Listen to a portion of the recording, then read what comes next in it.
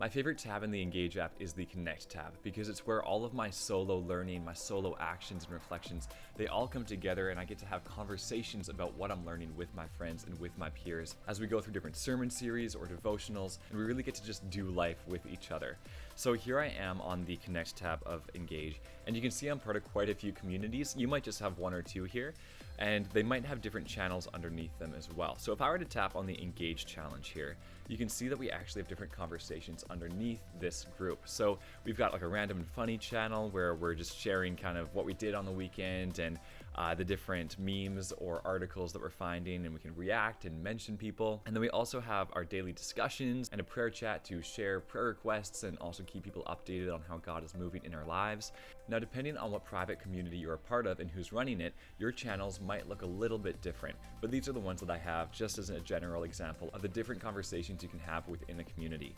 Below this, we can also see our actions. So there's another video on the Act tab and how we can transform what we're learning into practical action in the real world. And here we can see our community actions that we're taking throughout the week. We can see that there was one person that shared an action with us and they completed it today. We can also see that there's one action completed this week so far, which is great because it's a Monday today that I'm filming this. And so over the course of a week, we can get a really great sense of how our impact is serving the people around us. And below these community actions, we also have content. So in your private community, sometimes your leaders might attach content items directly to your community so that you can see the different devotionals or the different sermons or the different content items right within your Connect tab, and you can all take them in together as a community all at once.